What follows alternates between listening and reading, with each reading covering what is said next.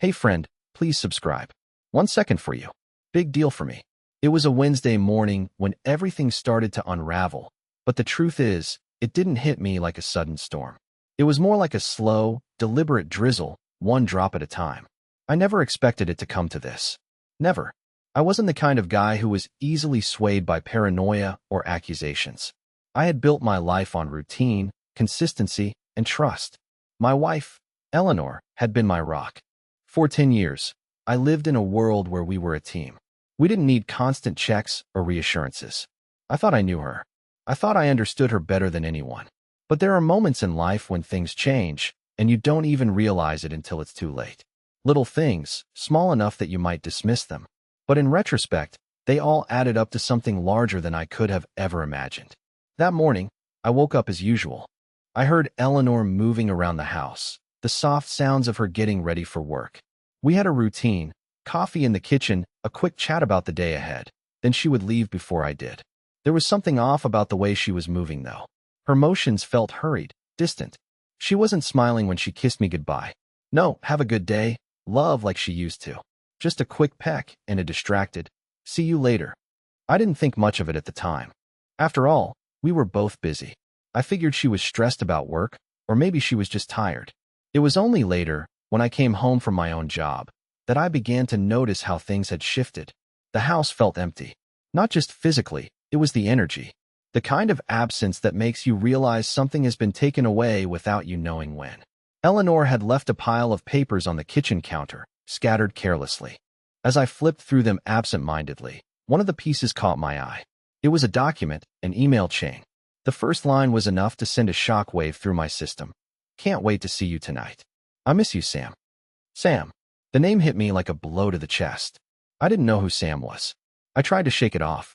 It was just a colleague, I told myself. Maybe someone at work. It could be innocent, right? But my stomach twisted as I scrolled down further. The emails were personal. Too personal. Each message was an invitation to something I wasn't a part of, something that went beyond friendly. Last night was perfect. I've been thinking about you all day. I'll make sure Eleanor doesn't suspect anything. She's so naive. The words blurred in front of my eyes. I couldn't process it, but I didn't need to read any more. I knew enough. My wife was having an affair, and not just any affair. A full-blown, clandestine relationship. I sat down at the kitchen table, the weight of it all settling heavily on my chest. The realization that everything I thought I knew about my life, about my marriage, was a lie. I could barely breathe, but the more I thought about it, the more everything started to fall into place. The long nights at work, the sudden disappearances, the half-hearted excuses that never quite lined up, the coldness in her eyes. I wasn't imagining it. She had been slipping away for months, maybe even longer. But I wasn't angry. Not yet. In a strange way, I felt numb. I wanted to confront her, to demand answers. But I couldn't bring myself to do it. There was something too final about that, too direct. Instead, I decided to wait. To let things unfold on their own. I spent the next few days like a ghost in my own house. I watched her. I listened to her. Every little detail, every word. I was like a detective in a cheap noir movie, only without the cool trench coat and fedora.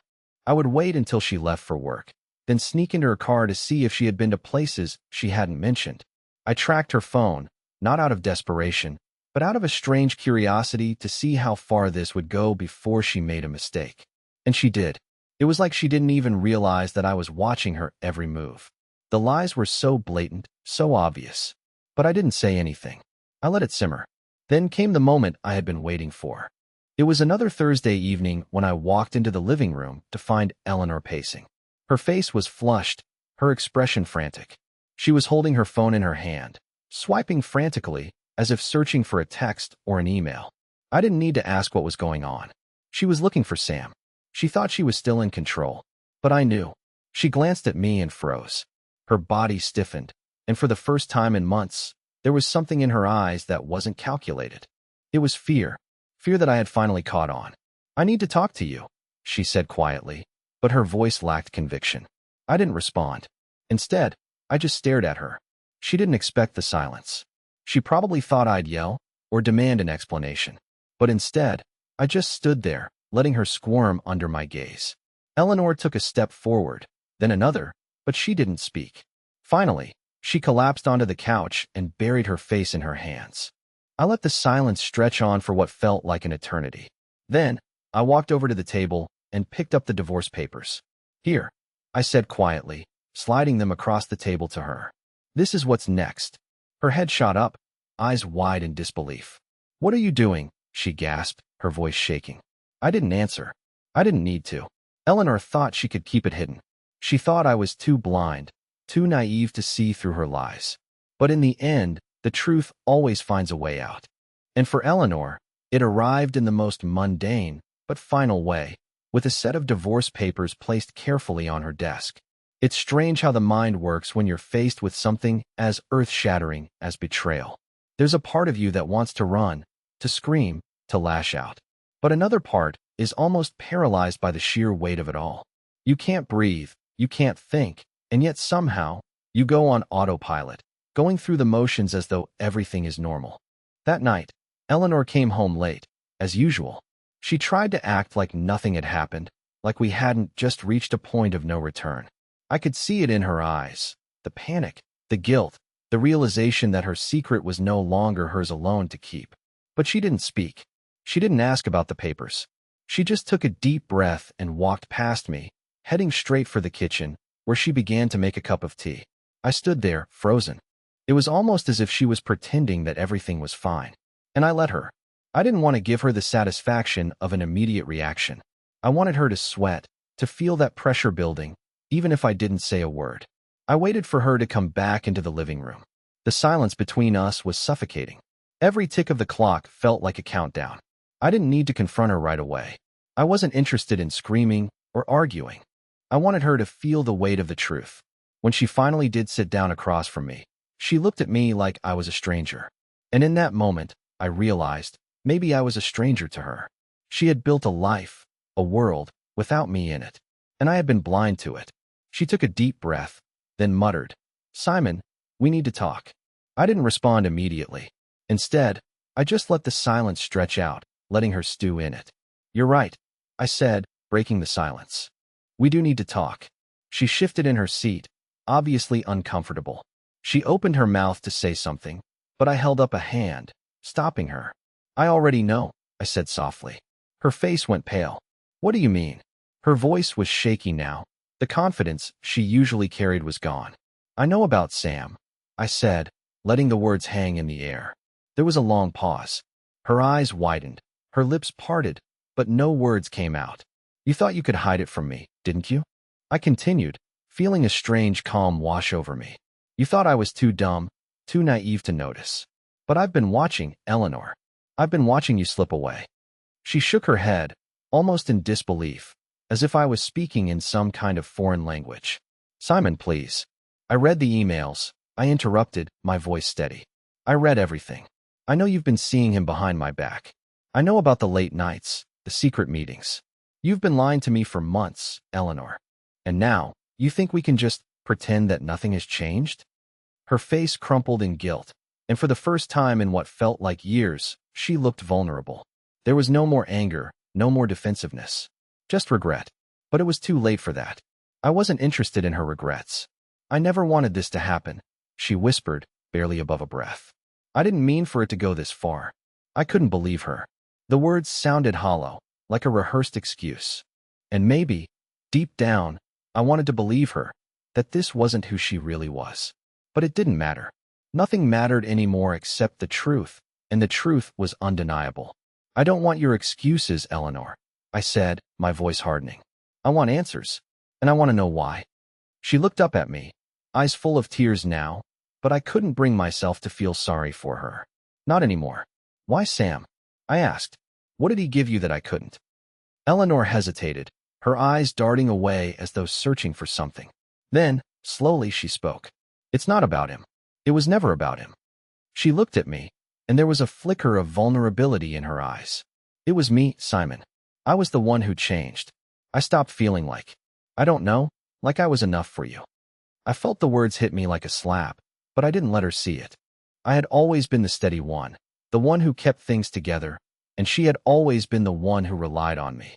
But now, it felt like I was the one being betrayed by my own emotions. "I gave you everything," I said, my voice thick. I loved you, Eleanor. And you just threw it all away for someone else. You let everything we built crumble. Her eyes filled with more tears, but she didn't answer. She just sat there, staring at me as though waiting for me to say something more. But there was nothing more to say. The silence that stretched between us was final. The end. It was then that I realized something else. I had been playing a role for years. The good husband. The man who didn't question. The man who didn't ask too many questions. I thought that was love. But now, I realized the truth. Love shouldn't feel like this. It shouldn't feel like a performance. And for the first time in a long time, I realized that the only thing left for me to do was to walk away. The next few days were like a blur, a quiet kind of chaos that I couldn't quite piece together. I could feel Eleanor's presence in the house, but it was hollow, like she was there physically, but her mind and heart were elsewhere. Every conversation felt strained. Every moment felt like a slow burn. She tried, of course. She tried to apologize, to explain, to make everything sound like a series of unfortunate mistakes. I never meant to hurt you, Simon, she kept saying, as though saying it over and over would somehow make it true. But I didn't need her apologies. I didn't need her explanations. I needed her to look me in the eye and tell me the truth, the whole truth. But she couldn't. One night, as I sat in the living room, staring at the divorce papers I had placed neatly on the coffee table, I realized that I had reached a point of no return. There was no coming back from this. The person I had loved, the person I had shared everything with, had turned into someone unrecognizable. She had crossed a line that couldn't be uncrossed. Eleanor was sitting across from me, nervously fiddling with her ring, her eyes darting between the floor and me. She had just come home from another late meeting, and I could feel the distance between us grow even more. I wanted to say something, anything to break the tension, but nothing seemed right. Finally, she spoke, her voice barely above a whisper. I think we should go see someone.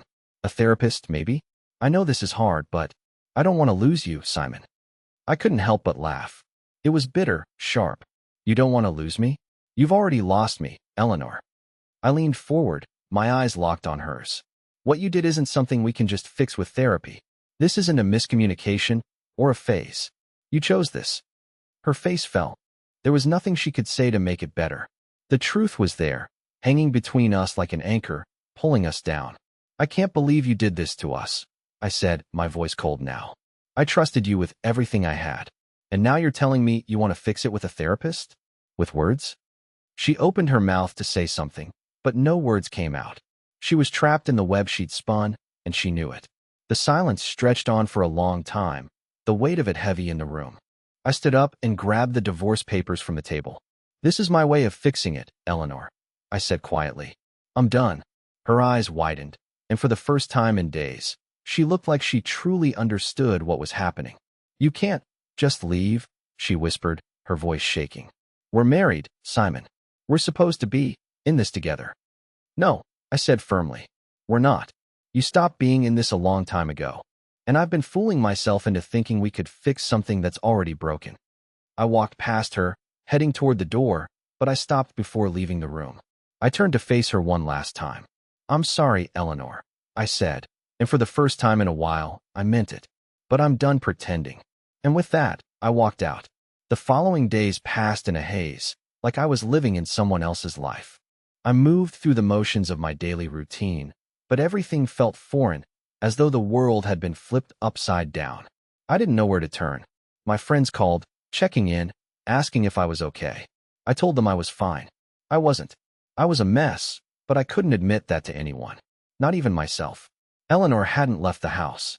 She didn't even ask for her things. She just stayed in the guest room, silent, trying to give me space, but every time I walked past her door, I could feel the weight of her stare. It was late one evening when the inevitable happened. I was sitting on the couch, zoning out to whatever was playing on TV, when I heard a soft knock on the doorframe. I turned to see Eleanor standing there, her face pale, eyes red from what I could only guess were hours of crying. I think we need to talk, she said, her voice cracking. I didn't want to hear it. I didn't want to sit through another round of her apologies and explanations. But part of me knew that I owed her at least that much.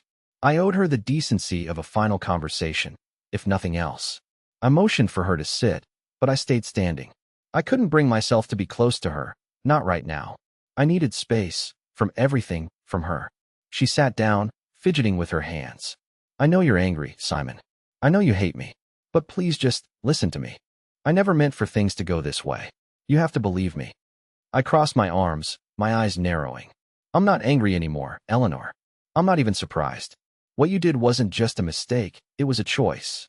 And I'm done making excuses for you. I didn't want to hurt you, she said, her voice softening. You have to understand, it wasn't about you. I was lost. I felt empty, like I wasn't enough. I started looking for something to fill that hole, and I made a huge mistake. I never wanted to hurt you. Her words sounded rehearsed, like something she had been telling herself for months. But it didn't matter. She could apologize all she wanted. It wouldn't change the fact that she had already broken something that couldn't be fixed. You don't get to say that, Eleanor, I said, my voice rising, even though I didn't want it to. You don't get to say that you didn't want to hurt me when you've already done it. You can't just go back and erase what you did, no matter how many times you say you're sorry. She flinched at my words, but she didn't argue. Instead, she sat there, quiet, as if waiting for me to say something else, to give her some kind of lifeline. But there was no lifeline. The truth had been laid bare, and there was nothing left to discuss. The trust was gone, and with it, everything we had built together. I don't know if I can ever forgive you for this, I said quietly. It wasn't what I wanted to say, but it was the truth. What you did to me, to us, it's too much. I can't just pretend it didn't happen. And I can't stay here, pretending like we can just pick up the pieces. Her eyes filled with tears again, and for a moment, I almost felt sorry for her. Almost. But then I remembered everything. The lies, the deceit, the way she turned away from me, and I hardened my resolve. I'm sorry, Eleanor, I said, walking toward the door. I really am. But I can't keep doing this. I'm done.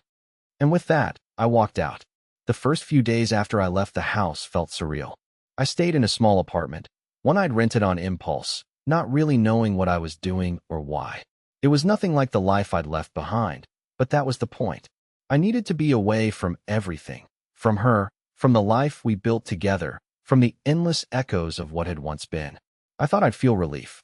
I thought the weight of the betrayal would lift, that I could somehow move on from the wreckage. But it didn't work like that.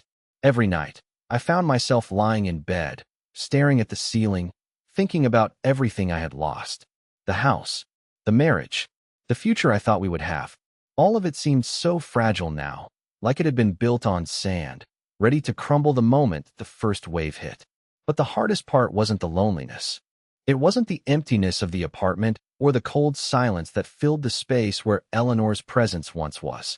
No, the hardest part was that I couldn't stop thinking about her. The memories kept flooding back. The way she used to laugh when I made a joke, how she'd curl up next to me on the couch, how we would talk for hours about everything and nothing. And then, just like that, all of it was shattered by her lies. I tried not to think about Sam, the man she had betrayed me with. But every time I closed my eyes, his face seemed to take shape. I didn't even know what he looked like, but I imagined him to be everything I wasn't. Younger, more charming, more exciting. Maybe that's what she needed, someone who could give her the excitement she thought was missing from her life. It wasn't until I received an unexpected phone call that everything started to change again. It was from her. Eleanor. My heart dropped into my stomach, but I didn't pick up. Not right away. The voicemail was simple but telling. Simon, we need to talk. I know I've messed everything up, but please, I need to explain. Please, just hear me out. I listened to the message twice before deleting it. I couldn't deal with this. I couldn't deal with her right now. But deep down, I knew I would have to. She was right. We didn't need to talk. But I wasn't ready for that conversation. Not yet. For the next few days, I kept my distance. I refused to pick up the phone, to check my messages. But the pull of the situation was too strong. I was stuck in this limbo, unable to fully move on because I still had questions. I still had so many questions, and they needed answers. Then one morning, just as I was about to leave the apartment, I saw the envelope in the mailbox. It was thick, official-looking, and it had my name on it. Divorce papers. I froze for a moment, staring at the envelope. This was it. The final step. Eleanor had made the decision, and now there was no going back. It wasn't just the end of a marriage. It was the end of everything I had thought I knew about love, trust, and partnership. It felt surreal, like I was watching this all happen to someone else. But I knew what I had to do. I wasn't going to let her control the narrative. I wasn't going to let her make all the decisions while I stood on the sidelines, waiting for her to fix everything. No, this was my life, and I wasn't going to let her walk away without facing the consequences of what she had done. I texted her back, something simple but sharp. We need to talk. But this time, it's on my terms. I didn't know what that conversation would look like, but I knew one thing for sure. It wasn't going to be a tearful reconciliation. It wasn't going to be a fairy tale ending. It was going to be about closure, about getting the answers I deserved. And maybe, just maybe, it would be about finding a way to finally let go of the person I thought I knew. It was a few days after I sent that text that Eleanor agreed to meet. She didn't respond immediately, and when she did, it was a single word. Okay. I didn't know what I expected from this meeting. Part of me hoped for closure, for some kind of understanding. But another part of me was prepared for something far uglier.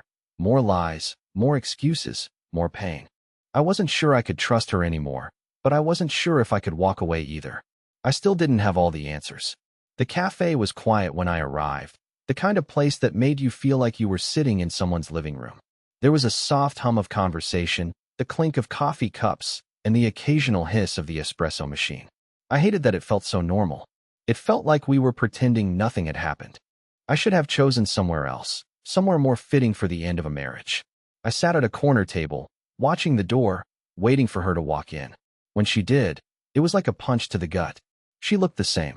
Her hair, her clothes, the way she walked, nothing had changed. But everything had changed. Her eyes were the same, but they were full of something different now. Not the carefree lightness they once held, but the weight of guilt, of a truth that was too heavy to carry. She stopped when she saw me, her face faltering for a second before she composed herself. "Simon," she said quietly, almost nervously.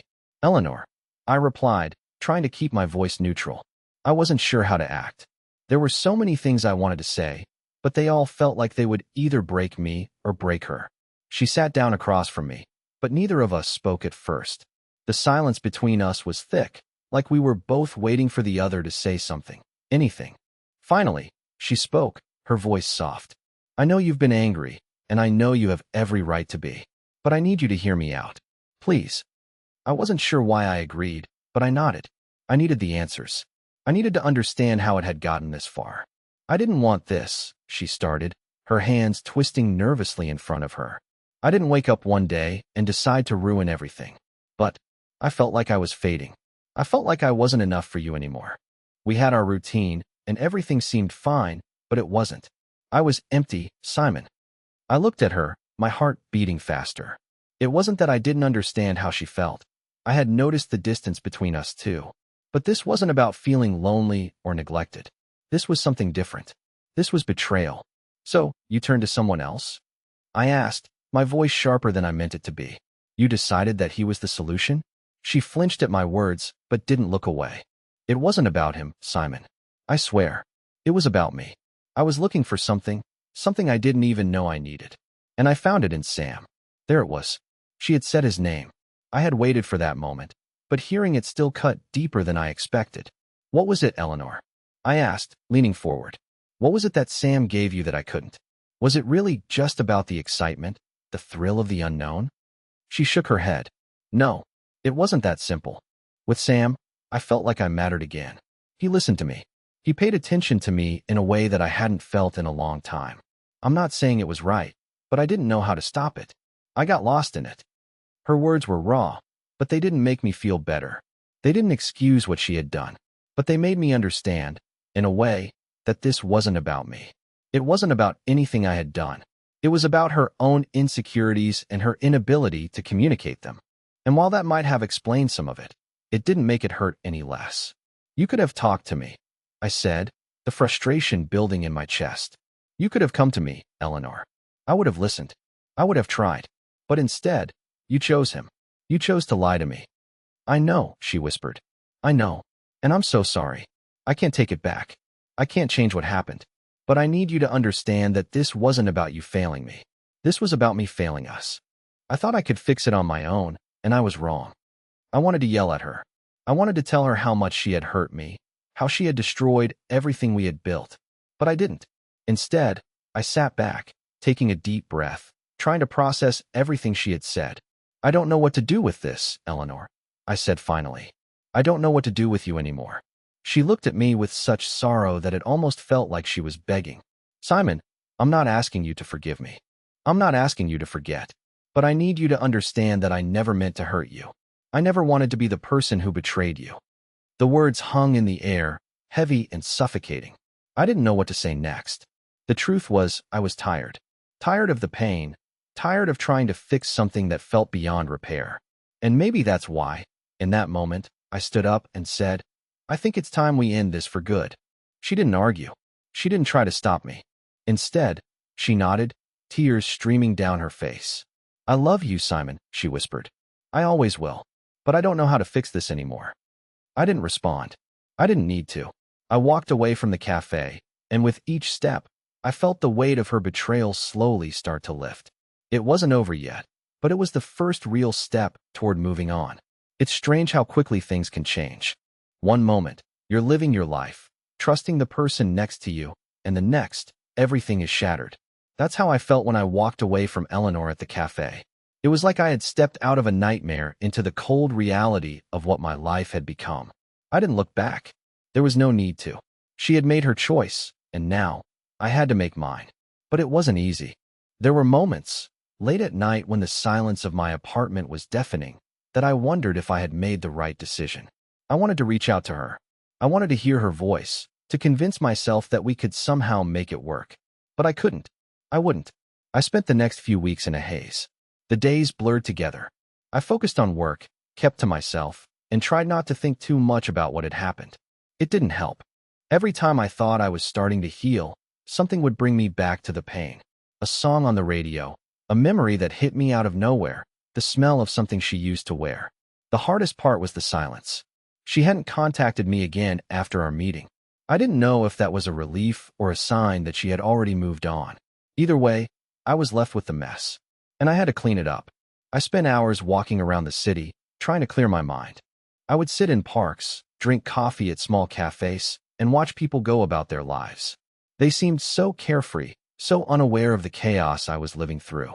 It wasn't until I ran into an old friend that things started to shift. Sam. Not the Sam Eleanor had betrayed me with, but another Sam. A friend from high school who I hadn't seen in years. He was sitting at a bar when I walked in, and as soon as he saw me, he waved me over. "Simon, it's been forever," he said with a wide grin, as though we were still the same carefree kids we had been years ago. For the first time in a while, I felt like I could breathe. Sam wasn't in any way involved in what had happened with Eleanor, but he was a reminder of a simpler time. A time before all the hurt, all the questions, and all the betrayal. We talked for hours, about everything and nothing. He listened, never pushing, never judging. And somewhere in the conversation, something started to shift inside me. Maybe it was the sense of normalcy. Or maybe it was just the fact that, for once, I wasn't alone in my thoughts. As I left the bar that night, Sam clapped me on the back. "You're going to be all right, man. You just have to let it go. It might take time, but you'll figure it out." I didn't have any answers yet, but for the first time in weeks, I felt like I might be able to move forward. Eleanor was still there, lingering in the back of my mind, but now I knew that I wasn't as lost as I had thought. Weeks passed, and I slowly started to rebuild the pieces of my life. The apartment, though small and bare, became my sanctuary. It was a place where I could finally breathe without feeling like I was suffocating. The pain was still there, but it had faded into something more manageable, a dull ache that reminded me of what I had lost, but also what I was gaining. I'd never expected to find peace in my solitude, but there it was. I didn't need Eleanor anymore to define who I was. I had always been enough on my own, even if I hadn't realized it before. One morning, as I was walking to the local cafe, my phone buzzed with a message from a number I didn't recognize. Curiosity piqued. I opened it. It was from a private investigator. "Simon, I've gathered everything you requested. Here's the full report. You'll find it attached." I stared at the message for a long moment before opening the attachment. What I saw inside made my stomach churn. The investigator had tracked Eleanor and Sam's affair with painful precision. Photos, dates, times. Every little detail of their secret meetings was laid bare before me. But the most stunning thing was the last piece of information. Eleanor's relationship with Sam was far from over. She had been planning to leave me for him. I felt a strange sense of calm wash over me. She thought she could hide this from me forever, that I would be the one left in the dark, picking up the pieces of a broken marriage. But this was different. This was me taking control. I didn't waste a second. I gathered the evidence, printed everything out, and made my way to the office of her attorney.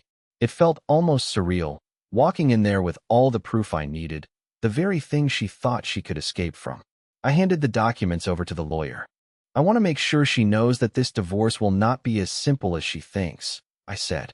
She needs to understand the consequences of her actions. The lawyer smiled, recognizing the determination in my voice. Rest assured, Mr. Simon, she won't be getting away with this.